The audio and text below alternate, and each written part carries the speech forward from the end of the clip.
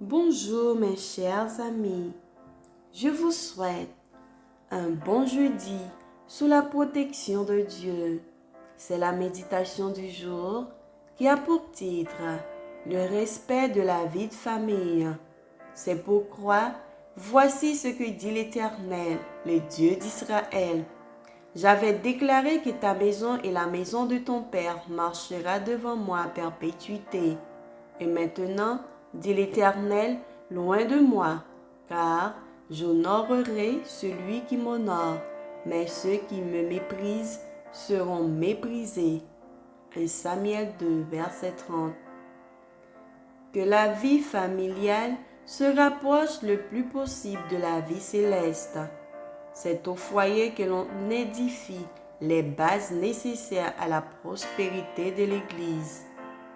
Les influences qui s'exercent sur la vie familiale continuent à s'exercer dans la vie de l'Église. C'est pourquoi les devoirs de l'Église prendront naissance au foyer.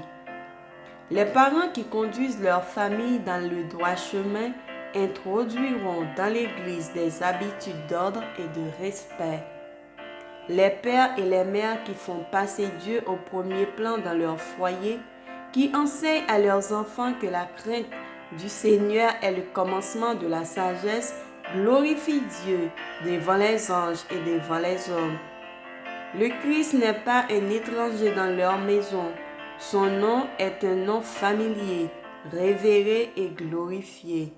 Les anges se plaisent dans un foyer où Dieu est le Maître suprême et où l'on enseigne aux enfants à vénérer la religion, la Bible et le Créateur.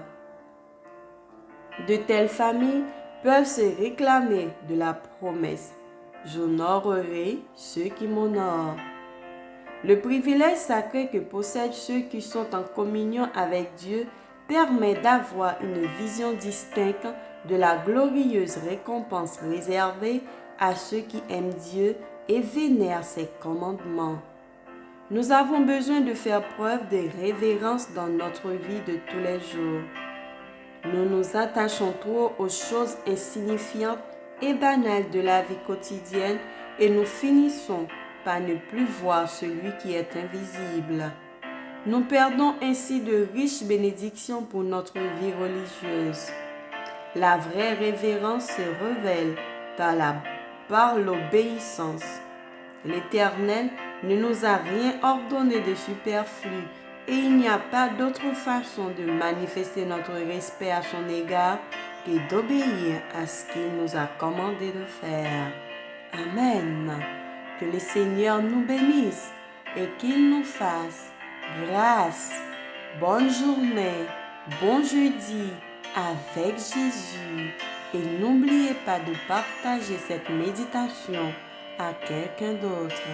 Amen. À demain, si Dieu veut.